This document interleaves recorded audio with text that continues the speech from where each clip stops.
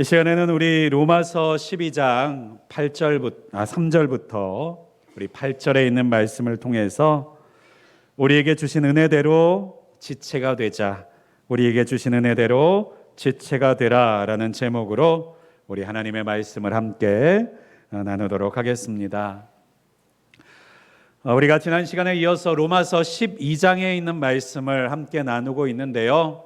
특별히 로마서 12장에서 중요한 주제어를 뽑는다면 그것은 바로 예배입니다. 특별히 오늘 1절에 있는 말씀에 보면요, 그러므로 형제들아 내가 하나님의 모든 자비하심으로 너희를 권하노니 너희 몸을 하나님이 기뻐하시는 거룩한 산 제물로 드리라 라고 말하면서요, 왜 산 제물로 드려라 라고 말하냐고 말씀하고 있냐면, 이는 너희가 드릴 영적 예배니라 라고 말씀하고 있는 거예요. 사랑하는 여러분, 성도가 하나님의 은혜를 받고 나타내는 최고의 반응 무엇이라고 생각하십니까? 그것은 바로 예배입니다. 하나님께서 주신 사랑과 하나님께서 주신 은혜, 하나님께서 주시는 감사의 제목들을 우리가 품고 반응할 수 있는 최고의 반응이라고 한다면 그것은 바로 예배다라고 하는 것입니다. 그런데요, 우리가 이 예배를 통해서 하나님께 이 모든 것들을 올려드리는데, 특별히 이 예배를 통해서 우리는 하나님 앞에 성장하고 성도다운 성도로 날마다 만들어져 나아가는데, 여러분, 이 예배를 어떻게 드리느냐에 따라서 우리가 그 예배의 결실을 맺기도 하고 예배의 결실을 맺지 못하기도 한다라는 것을 우리는 생각해 봐야 합니다. 공부하는 학생들도 마찬가지지요. 여러분 자녀들이나 공부하는 학생들을 보면요, 오랜 시간 동안에는 공부하는데 점수가 성적이 잘 나오지 않는 아이들을 볼 때가 있어요. 뭐가 문제입니까? 공부를 하지 않는 것이 문제입니까? 아니요. 공부를 어떻게 해야 될지를 알지 못하고 공부하기 때문에 문제가 되는 것입니다. 하나님께서 우리에게 예배라고 하는 놀라운 축복의 통로를 주셨음에도 불구하고 우리가 예배를 통해서 은혜를 누리고 더 큰 감사와 더 큰 기쁨을 누리지 못하고 살아가고 있다면 무엇이 문제입니까? 우리의 예배를 다시 한번 점검해 볼 필요가 있다라고 하는 것이에요. 특별히 우리가 방금 읽었던 로마서 12장 1절의 예배를 우리를 어떻게 예배로 정의하고 있느냐? 하나님이 기뻐하시는 거룩한 산 제물로 드리라 라고 말씀하고 계신다는 것입니다. 예배는 누가 기뻐해야 되는 것입니까? 하나님이 기쁘셔야 된다는 것이죠. 내가 기쁘다고 해서 예배가 성공한 것이 아니라 우리의 예배는 하나님이 기쁘셔야 합니다. 또 한 가지, 우리의 예배는요, 내가 사는 예배가 아니라 내가 죽는 예배가 되어야 된다는 것입니다. 그래서요, 거룩한 산 제물로 드리라 라고 말씀하고 있는 거예요. 여러분, 예배를 드리면서 내 생각이 살아나고 내 야망이 살아나고 내 욕심이 살아나는 것은요, 바른 예배가 아닙니다. 예배는요, 내 야망과 내 욕심과 내 생각과 내 고집이 제물과 같이 하나님 앞에 죽어져서 드려지고 산 제물과 같이 하나님 앞에 온전하게 바쳐지는 것, 내 꿈도 내 비전도 내 소망도 내 모든 계획도 하나님 앞에 맡겨드려지는 것, 그것이 바로 거룩한 산 제사로 드리는 예배가 된다는 것입니다. 이러한 예배를 드릴 때 우리는 하나님 앞에서 온전한 하나님의 성도로 살아갈 수 있는 힘을 얻게 되고 하나님의 말씀하신 그 말씀대로 살아가는 인생과 삶이 되어질 수 있는 줄을 믿습니다. 특별히 이러한 산 제물로 드려지는 예배를 위해서 산 제물로서 흠없고 티없는 하나님께 드려지는 모습이 되기 위해서 우리가 경계하고 조심해야 될 것을 우리는 지난 시간에 배웠습니다. 첫 번째가 뭐였냐면요, 이 세대를 본받지 말라라고 했습니다. 이 세대를 본받지 말라라고 하는 이 표현을, 원어의 표현을 좀 더 살려서 표현하자면요, 이 세대를 본받으려고 하지 말아라, 이 세대의 모습을 흉내내려고 하지 말아라 라고 하는 뜻입니다. 여러분, 이 세대를 닮아가고 따라가지 말라는 것이 아니라 이 세대를 흉내내지 말고 이 세대의 모습을 닮아가려고 하지 말라라고 말하는 것이 무슨 차이가 있을까요? 여러분, 그것은요, 우리가 하나님 앞에 부르심을 받았다면요, 하나님의 백성으로 인치심을 받았다면, 예수 그리스도 앞에 붙들림을 받았다면요, 우리는 세상을 닮으려고 해도 닮을 수 없는 사람이 될 것이며, 세상과 동화되려고 해도 동화될 수 없는 사람이 된다라는 것을 우리에게 말씀하고 계시다는 거예요. 이 말이 무슨 말이냐? 여러분, 하나님께서 우리를 부르시고 택하셨다는 것을 통해서 하나님은 우리의 누가 되십니까? 아버지가 되신다고 말씀하십니다. 하나님께서 우리의 아버지가 되신다는 것은 무슨 뜻입니까? 우리의 인생과 삶을 축복하시고 도와주신다는 것만이 아니라 우리가 잘못된 길을 가고 세상에 어긋날 길을 갈 때는요, 바로 그것을 그냥 지켜보지 않으시고 우리를 붙들어 끌어내시고, 때로는 인생의 막대기와 채찍을 통해서라도 우리를 깨닫게 하셔서 하나님 앞으로 다시 돌아오게 하신다라고 하는 뜻입니다. 그러니까 우리가 세상의 사람들을 부러워하고 세상에서 불의를 통해서 성공하는 사람들을 바라보면서 나도 저렇게 살아야 되는 것 아니야? 나도 저런 인생처럼 살고 싶다라고 생각한다고 해서, 그것을 흉내내고 따라간다고 해서 우리는 그들처럼 될 수 없다라는 거예요. 우리가 그들의 인생을 따라가면 막힌다는 것입니다. 넘어진다는 것입니다. 후회된다는 것입니다. 걸려 무너지게 된다라고 하는 것입니다. 그래서 하나님은 지혜롭게 처음부터 우리에게 이렇게 살라고 말씀하시는 거예요. 이 세대를 본받으려고 시도하지 말아라. 이 세대를 따라하려고 흉내내지 말아라 라고 우리에게 말씀하고 계시다는 것입니다. 결국 무슨 말이에요? 너는 다시 돌아오게 될 거야. 그러니까 인생 낭비하지 말고, 때를 낭비하지 말고, 너의 세월을 낭비하지 마 라고 말씀하고 계시는 것이죠. 또 한 가지 우리에게 말씀하시는 것이 무엇이냐? 오직 마음을 새롭게 함으로 변화를 받으라고 말씀합니다. 그러니까 우리가 가지고 있는 그 모습으로, 우리가 가지고 있는 그 생각으로 하나님의 거룩한 산 제물로 드릴 수 없고, 우리 마음 가운데 살아 꿈틀거리고 펄떡거리는 우리의 욕심과 욕망을 우리가 스스로 다스릴 수 없기 때문에 우리는 마음을 새롭게 함으로 성령 안에서 변화를 받아야지만 하나님의 산 제물이 될 수 있다, 온전한 예배를 하나님께 드릴 수 있는 사람이 될 수 있다라고 우리에게 말씀하고 계시는 것입니다. 그렇습니다. 우리가 아무리 하나님 앞에 우리 자신을 드리려고 해도요, 우리 자신은 드려지지 않는 존재라는 것이에요. 내 자신을 하나님 앞에 무릎 꿇리려고 해도요, 어느 순간 살아난 내 자신의 자존심과 내 욕심과 내 야망과 내 고집들은요, 나를 하나님께 무릎 꿇지 못하게 만들고요, 하나님 앞에 산 제물로 만들지 못하도록 내 자신을 자꾸 그 가운데서 붙들려 있는 자리에서 뛰쳐나오도록 만든다는 것입니다. 사랑하는 여러분, 그렇습니다. 하나님께 예배를 드리려고 하는 것도요, 우리 마음대로 되는 것이 아니라는 거예요. 우리가 이 자리에 주일 예배를 드리기 위해서 예배당 가운데 앉아 있지만, 우리는 이 자리에 내 자신을 앉혀 놓을 수는 있어도요, 내 마음으로부터, 내 중심으로부터 하나님께서 받으실 만한, 기뻐하실 만한 거룩한 산 제물로 나를 쳐서 복종시키는 일은 내 의지와 내 결심과 내 힘만으로 감당하지 못한다라고 하는 것입니다.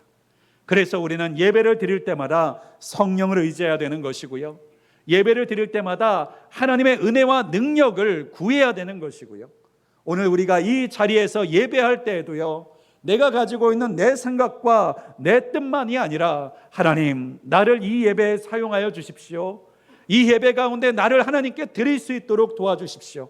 내가 움켜쥐고 있는 내 안에 숨기고 감추어 놓은 어떤 것이라도 하나님 앞에 드릴 수 있도록 도와주십시오 라고 하는 이 마음과 중심과 다짐을 가지고 하나님께 예배 드려야 하는 줄을 믿습니다. 오늘 그러한 예배를 드리실 수 있는 저와 여러분이 되실 수 있기를 주님의 이름으로 간절히 축원드립니다. 또한 이 하나님 앞에 거룩한 산 제물로 드리는 예배다라고 하는 것은요, 단순하게 하나님과의 관계에 대해서만 말하고 있는 것이 아닙니다. 여러분, 우리의 모든 예배는요, 하나님 앞에 드리지만 또한 사람 앞에서 나타나고 드러나야 되는 것인 줄을 믿습니다. 왜 그렇습니까? 하나님은 눈에 보이지 않는 하나님이시기 때문에 그래요. 우리의 예배는 하나님께 드린다고 말할지라도요, 눈에 보이지는 하나님을 대상으로 무언가를 하는 것이 아니라 눈에 보이는 사람 앞에서 우리의 신앙과 우리의 결단과 우리의 모습들을 드러내 보일 수 있는 사람이 되어야 되는 줄을 믿습니다. 그렇지 않겠습니까?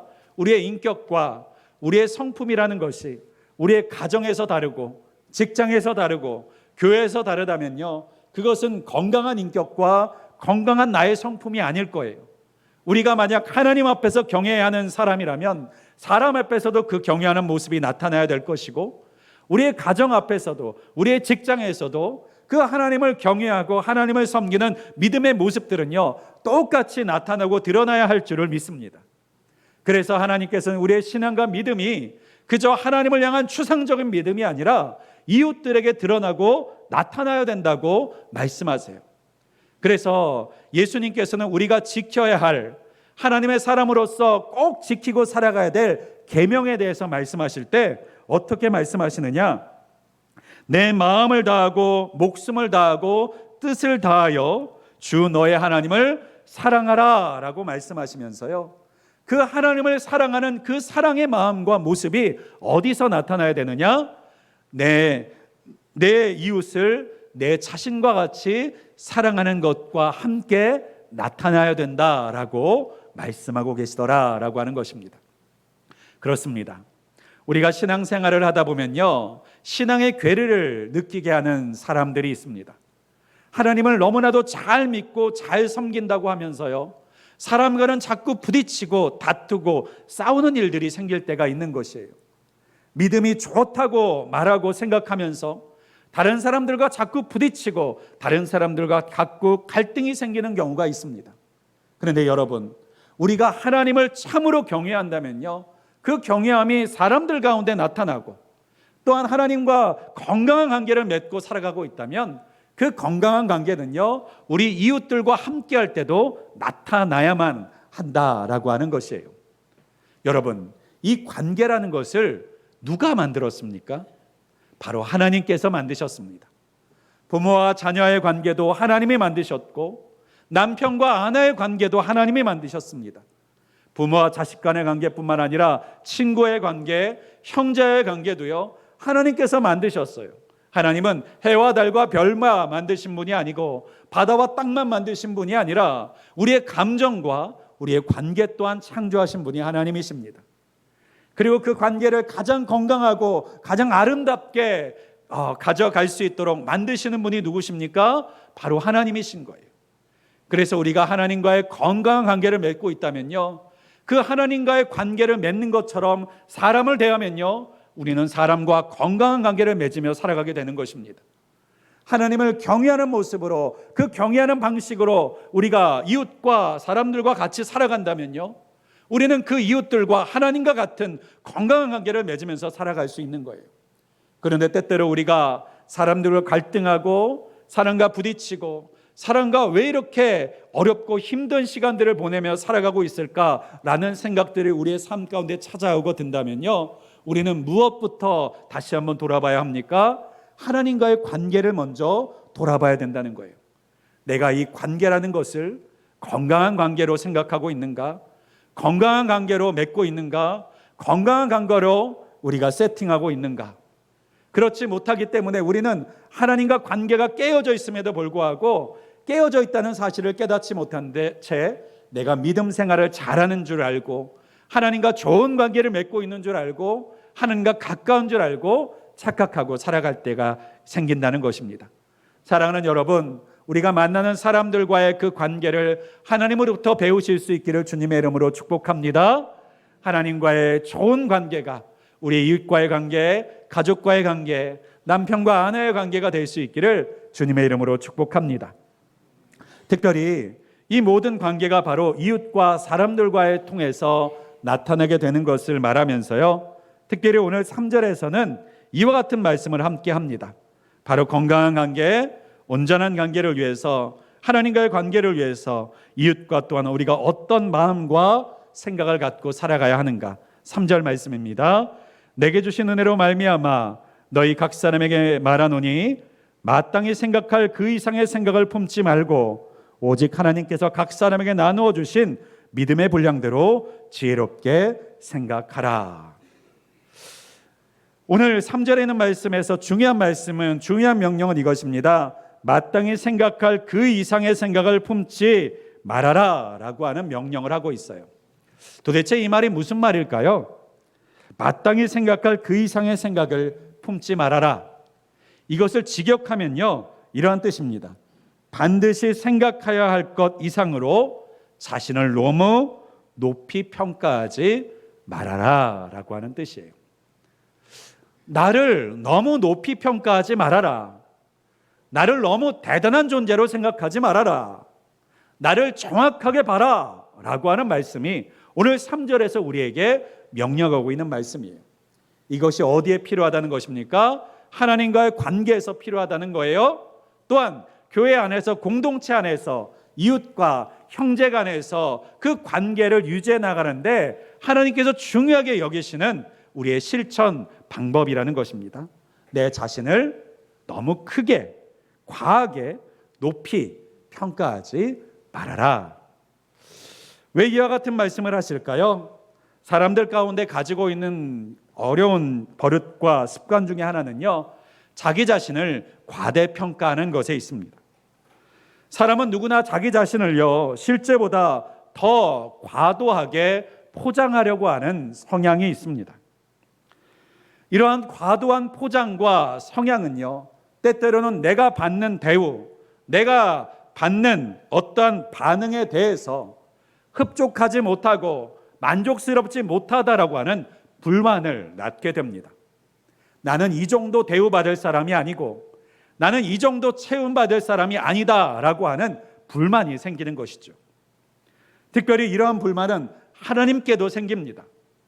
하나님 앞에 불만을 품거나 하나님이 주신 것에 대해서 만족할 수 없이, 하나님 왜 나에게는 이만큼만 주세요?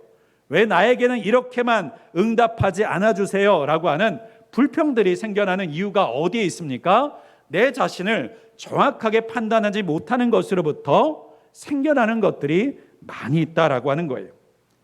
그것 때문에 우리는 하나님을 오해하게 됩니다. 하나님에 대해서 원망하게 됩니다. 하나님의 사랑에 대해서 의심하게 됩니다. 그러나 그것을 잘 살펴보면 그 문제의 본질이 어디 있느냐? 우리 자신을 과대하게, 과도하게 포장하고 우리를 너무 높이 평가하는 것 때문에 생겨나는 문제다라고 우리에게 말씀하고 계시는 거예요. 인간관계도 마찬가지입니다. 사람들과 함께하는 관계 속에서 왜 그 관계들이 틀어지고 그 공동체 안에서 함께 머무르는 것에 왜 어려움을 경험하게 됩니까? 내 자신이 그런 대우받을 사람이 아니라는 거예요. 나는 더 높은 대우를 받고 더 높은 인정을 받고 더 좋은 것을 받아야 될 사람이라고 우리 스스로 생각하는 부분들이 공동체 안에서 갖게 되면요, 그 안에서 불협화음이 생겨나기 시작하는 것입니다. 특별히 4절 이하에서는요, 특별히 부름받은 하나님의 사람의 공동체를 지체라는 표현으로 사용하고 있어요. 지체가 무엇입니까? 사람의 한 몸이라고 생각하면요, 지체라는 것은요, 손과 발 또는 손가락과 우리 보고 듣고 맛보고 냄새 맡는 우리의 눈, 코, 입들을 우리는 지체라고 말할 수 있는 거예요. 여러분, 지체들은요, 그 지체 단독으로는 아무 의미가 없습니다. 여러분, 만약에 제 손가락이 잘라져서요, 여기 옆에 놓여졌다고 생각해 보십시오. 손가락 하나가, 따로 떨어져 있는 손가락 하나가 무슨 의미가 있겠습니까? 제 손에 붙어서 온전하게 작동하고 활용되고 목적에 따라서 사용될 때 이 손가락의 의미가 있는 것이지, 잘려져 있는 손가락은요, 아무 쓸모 없는 것입니다. 귀가 아무리 귀하고 눈이 아무리 귀해도요, 그 눈이 이 몸으로부터 떨어져 나가 있으면요, 그 자체로는요 아무 의미가 없고 아무 소용이 없는 것이에요. 그렇습니다. 한 몸에 붙어 있을 때만 그 지체는 존재 가치를 가지고 있는 것이고 가치를 갖는 것이고 의미가 있는 것이고 제대로 기능을 하는 것이죠. 그럼에도 불구하고 우리의 지체가 각 지체들이 내가 최고다, 내 자신만을 인정해달라라고 지체가 그렇지 않으면 나는 떠나가겠다라고 뿔뿔이 흩어져 버린다면요, 그 몸은요 온전한 기능을 할 수 없게 될 것이고요, 그 떨어져 나간 지체는요 그 떨어져 나감을 통해서 오히려 건강하고 온전한 삶을 영위하는 것이 아니라 오히려 메마르고 썩어지고 그리고 쓸모없는 삶이 될 것입니다. 그러한 인생과 삶 가운데 오늘 하나님께서 말씀하고 계시는 것, 그것을 방지할 수 있는 방법이 무엇이냐? 너 자신의 모습을 제대로 평가하라는 거예요. 이것을 조금은 강한 표현이지만 이렇게 표현할 수도 있습니다. 자기 분수를 알아야 된다. 그렇다면요, 내 분수는 도대체 무엇입니까? 저의 분수는 도대체 무엇입니까? 하나님께서 택함을 받은 사람들의 분수는 무엇입니까? 우리는 원래 어디서부터 구원받은 사람이었나요? 바로 죄인 가운데서 구원받은 사람이죠. 죄악의 바다 가운데 허우적대는 인생 속에 살다가 하나님께서 우리를 예수 그리스도의 십자가의 은혜로 건져 올려주신 사람, 그것이 바로 우리입니다. 우리는 세상에서 달리기에, 경기에, 프로그램에 1등을 해서 하나님의 사람이 된 것이 아니에요. 세상의 사람들보다 더 높은 성적과 결과를 얻었기 때문에 하나님의 백성이 된 것이 아닙니다. 우리는 철저히 죄인으로서 살아가고 있을 때 하나님께서 은혜와 사랑으로 우리를 건져주셨다는 거예요. 우리 본래의 모습이 무엇입니까? 죄인이라는 거예요. 본래의 모습이 무엇입니까? 멸망할 수밖에 없는 자라는 거예요.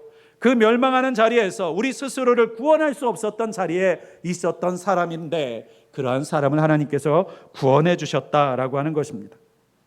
그럼에도 불구하고 우리는요, 우리가 무엇이 대단한 것이 있어서 하나님께서 우리를 구원하시고 불러주셨다는 생각을 가질 때가 많이 있습니다. 그러다 보니까요, 구원받은 이후에 하나님 앞에 요구하는 것이 너무 많은 거예요. 하나님, 왜 나에게 이것을 주시지 않습니까? 왜 저것을 채워주시지 않습니까? 왜 나에게 이와 같은 것들을 저 사람한테는 주고 왜 나에게는 주지 않으십니까? 날마다 원망하며 불평하며 비교하며 살아가는 인생을 살아가더라는 것입니다. 그런데 여러분, 지체는요, 모든 것에 똑같은 것을 주는 것이 아니지요. 손가락에 필요한 것이, 발가락에 필요한 것이 항상 같은 것이 아닌 것처럼 하나님께 부르받은 성도들은요, 모두 똑같은 것을 똑같이 받아야 되는 존재들이 아니라는 것입니다. 교회 안에서도 마찬가지입니다. 교회 안에서도 하나님께서는 각 사람들에게 많은 은사를 주시지만 그 은사들이 다 똑같은 은사가 아니라고 말씀하시는 거예요. 특별히 우리가 6절 이하에 있는 말씀과 같이 우리에게 이렇게 은사에 대해서 말씀하고 계세요. 7가지의 은사에 대해서 말하고 있는데요, 어떤 은사들이 있습니까? 예언하는 사람들은 믿음의 분수대로 예언하는 은사가 있군요.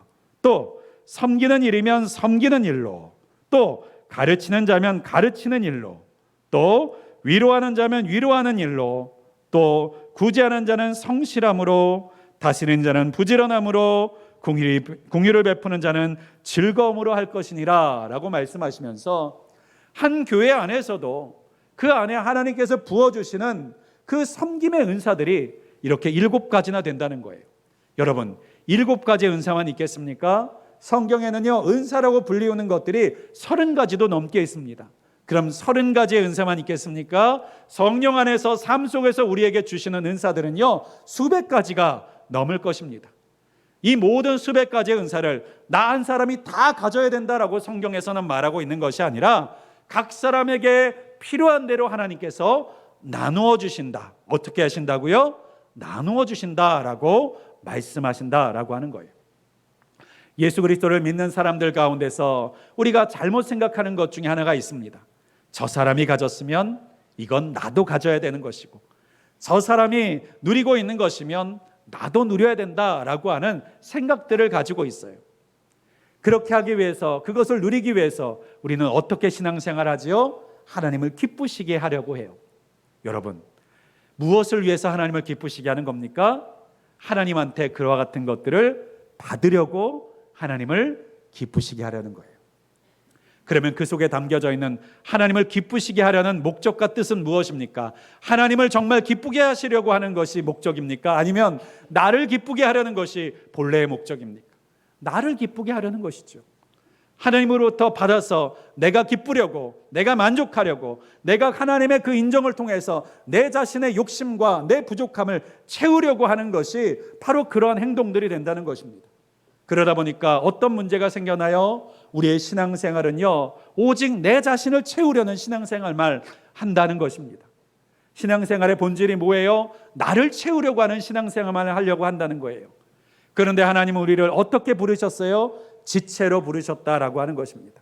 하나님의 본래 부르심은 우리 각자에게 필요한 것들을 나눠주셔서 함께함으로 인하여서 서로의 연약함들을 채워주고, 내가 가지고 있는 장점과 감점을 가지고 사는 사람들을 섬겨 나아감으로 인하여서 함께함으로 부족함이 없게 만드시는 것이 바로 하나님의 공동체, 하나님의 교회, 하나님의 하나됨인데, 믿는 사람들이 어떻게 하려고 합니까? 같이 할 사람들에 대해서는 관심이 없고 오직 그 모든 것들을 다 빼앗든지 나만 독점하든지 해서 나 혼자서 이 모든 것들을 누리고 삼고 그리고 소유하면서 살아가는 것에 신앙의 목적을 두고 살아가는 것이 우리 신앙생활의 문제점이다라고 하는 것입니다. 사랑하는 여러분, 우리가 모든 것을 가지려고 하지 마십시오. 하나님이 우리에게 주신 것들을 잘 활용하고 그것을 통해서 잘 섬기려고 하실 수 있기를 주님의 이름으로 축복합니다. 다른 사람보다 내가 못한 것이 있다고 해서 열등감을 느끼지 마십시오. 하나님이 그것을 나에게 주시지 않았을 뿐이에요. 때때로는요, 어떤 분들은요, 찬양하는 것에 대해서 부러워하십니다. 나도 저렇게 찬양을 잘했으면 좋겠다.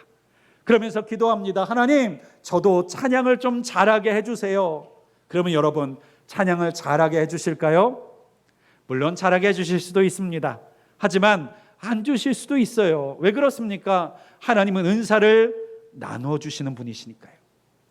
그러면요, 하나님 왜 나에게 주시지 않으세요? 원망하고 불평하며 저 사람한테는 주시면서 왜 나에게는 안 주십니까? 라고 하나님과 원망하며 갈등하는 것이 맞습니까? 아니에요. 그 사람에게는 저 사람에게 주지 않은 또 다른 은사가 있다는 것을 알고 그것을 찾고 그것을 개발하며 그것으로 섬겨 나아가면 되는 것입니다. 사랑하는 여러분, 우리가 하나님 앞에서 자유함을 누린다는 것이 무엇입니까? 내가 모든 것을 하지 않아도 된다는 것이 자유함입니다. 내가 모든 것을 책임지지 않아도 된다는 것이 자유함입니다. 하나님께서 내게 주신 것들, 내게 모든 것들을 짊어지게 하시지 않는다는 것이 바로 자유함이라고 하는 것이에요. 여러분, 인생과 삶 가운데 우리가 짊어지고 있는 무거운 짐들도 생각해 보십시오. 내 인생의 것, 누가 내 인생을 대신 살아주랴? 이 모든 건 내가 다 책임지면서 살아가야지 라고 생각하면서 사는 인생은 얼마나 무겁고 힘든 인생입니까? 그런데 하나님께서 우리에게 주신 복음, 우리에게 주신 복, 우리에게 주신 은혜, 우리에게 주신 자유가 뭡니까? 네가 다 질 필요가 없다라는 거예요. 너 인생 가운데서 네가 가지고 있는 그 어려움들과 힘든 것들을 네가 다 책임질 것이 아니라고 하시는 것이 바로 우리의 자유함인 줄을 믿습니다. 교회 안에 왔을 때도 마찬가지예요. 우리가 교회 안에서 교회를 섬겨 나아갈 때도 나 아니면 안 돼 라고 하는 생각 속에서 살아가고 내가 안 하면 이 문제는 다 해결되지 않아 라는 압박감과 부담감 속에서 수고하고 헌신하면요, 금방 번아웃 되고 맙니다. 그런데 하나님께 주시는 자유함이 무엇입니까? 내가 하지 않아도 누군가 하나님께서는 또 다른 사람을 세워서 이 일을 하실 것이라 라고 하는 것입니다.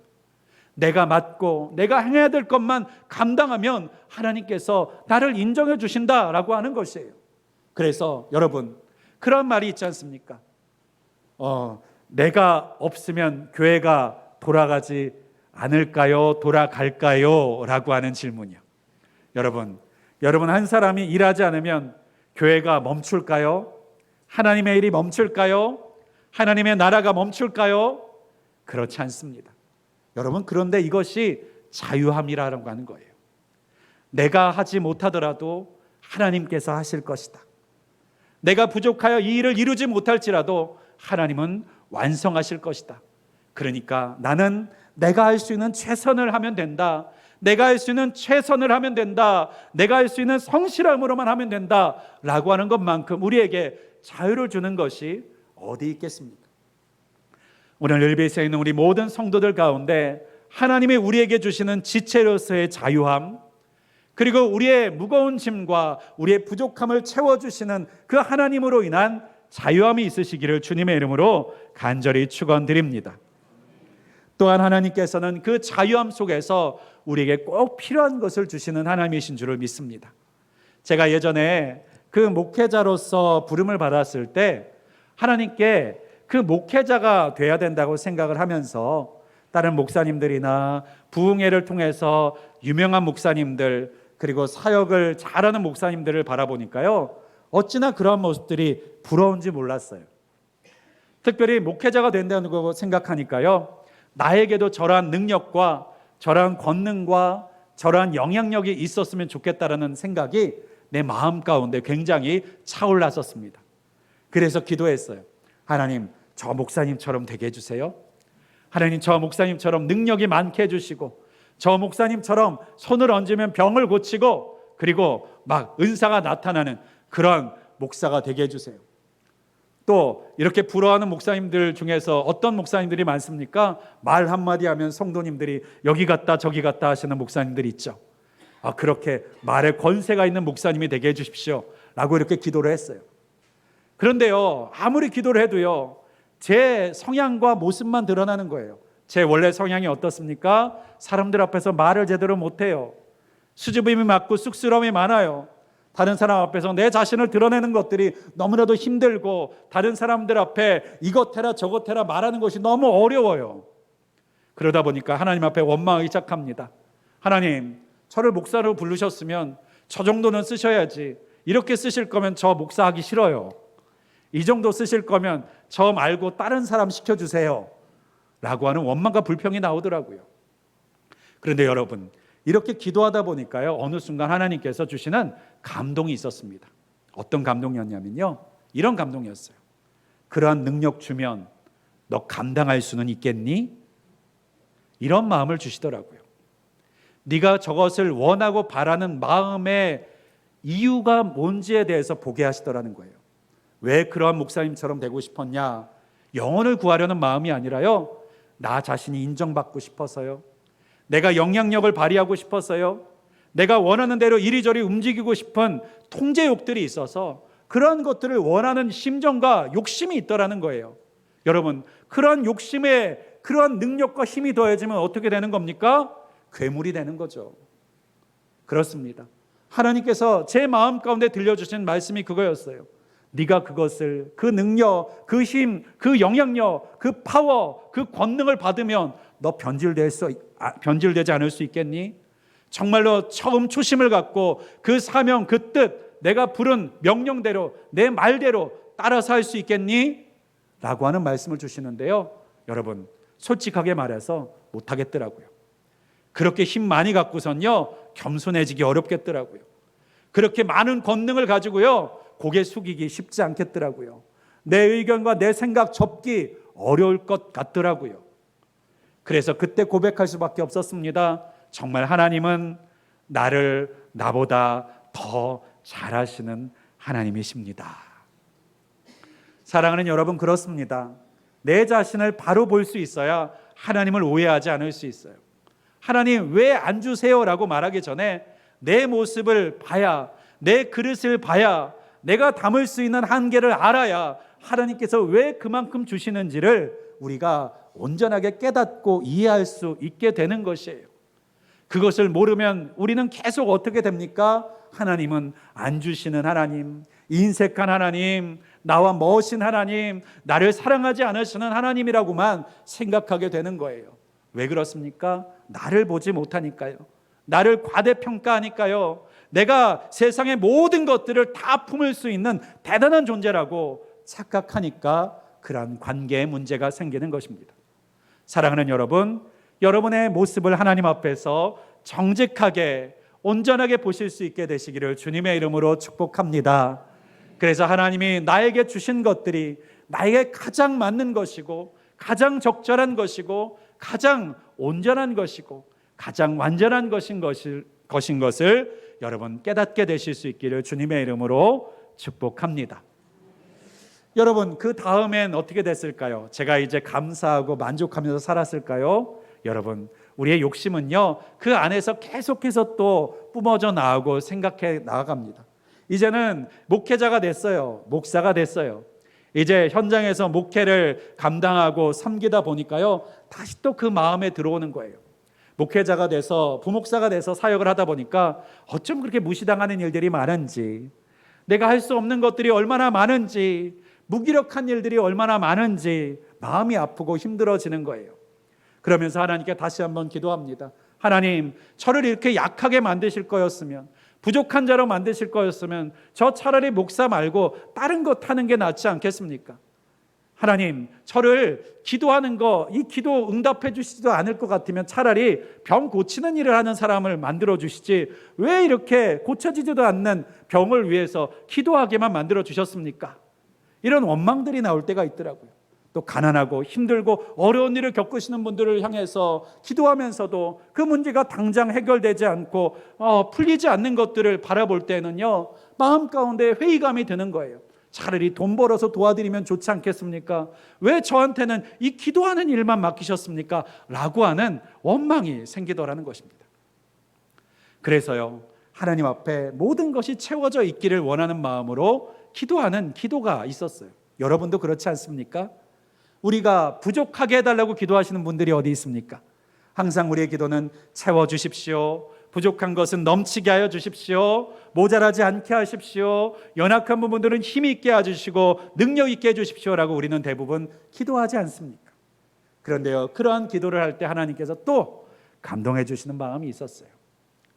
사랑하는 태훈아, 만약 너는 모든 것에 부족함이 없으면서 나와 멀어져 있는 것과 부족함 때문에 날마다 나에게 의지하고 기도하고 매달리고 나와 가까이 하는 삶 중에서 어떤 것을 살아가는 것이 더 좋겠니? 라고 하는 질문을 하시더라는 거예요.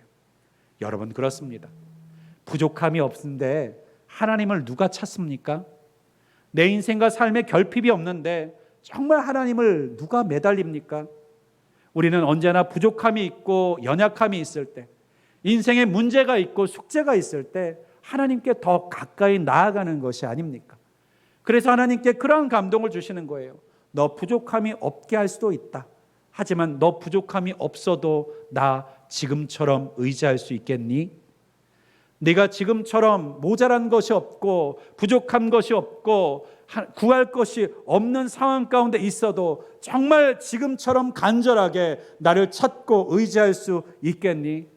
차라리 조금 부족하고 조금 모자라고 조금 결핍된 상황 속에서 나를 기대하고 의지하고 찾는 것이 너에게 더 복이 아니냐라고 하는 마음을 주실 때 저는 그 앞에서 아멘이라고 대답할 수밖에 없었어요. 사랑하는 여러분, 여러분의 인생과 삶의 부족함들이 채워지기를 위해서 기도하는 것 맞습니다. 우리의 부족함들은 채워져야 합니다.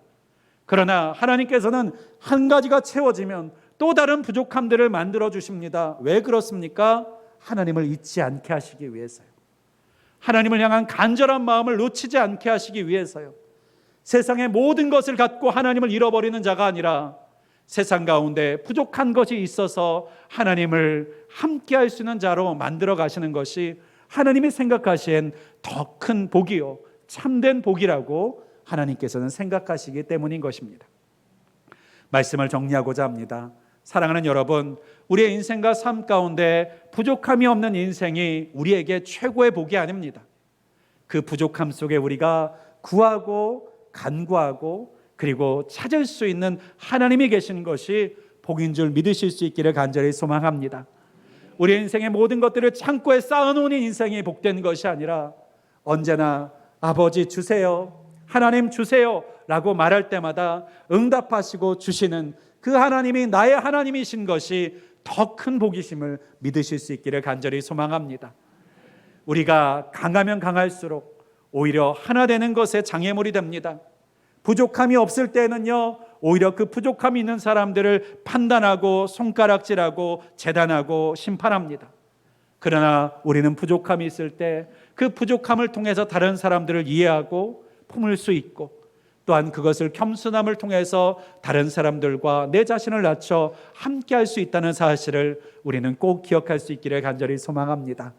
우리를 부족하게 하신 하나님, 우리를 모자라게 하신 하나님, 그러나 그것을 통해서 하나님을 붙들고 찾게 하신 그 하나님을 오해하지 않고 그 하나님의 주신 이유를 날마다 깨달으며 그 하나님의 섭리와 목적을 온전하게 깨닫고 그 하나님을 붙드실 수 있는 저와 여러분 되실 수 있기를 주님의 이름으로 간절히 축원드리겠습니다. 기도하겠습니다. 전능하시고 분명히 살아계신 하나님 감사합니다. 우리의 인생과 삶 속에서 우리는 날마다 부족함이 채워지기를, 모자란 것이 채워지기를, 연약한 것이 힘이 있어지기를 원하고 간구하고 구합니다. 그러나 하나님, 우리의 모습을 보게 하시고 우리의 상태를 보게 하시고 우리의 충심을 보게 하심으로 인하여서 우리가 얼마나 죄인인지, 우리가 얼마나 연약한 자인지, 우리의 모든 풍성함 속에서 우리가 얼마나 미약한 자인지를 깨닫고 보게 하시는 하나님을, 아버지 하나님, 오늘도 이 시간 다시 한번 깨닫습니다. 하나님, 우리가 모든 것을 가졌을지라도 하나님을 잃어버린 자가 되지 않게 하시고, 인생에 부족함이 있을지라도 그것 때문에 하나님을 더 간절히 찾고 붙들 수 있는 자가 되게 하여 주시옵소서. 우리의 연약함 때문에 연약한 자들을 같은 마음을 품고 함께 할 수 있는 자가 되게 하여 주시옵고, 하나님, 우리의 마음이 높아지지 않을 수 있는 자가 될 수 있도록 인도해 주시옵소서. 이 모든 말씀 우리 주 예수 그리스도의 이름으로 간절히 기도하였습니다. 아멘.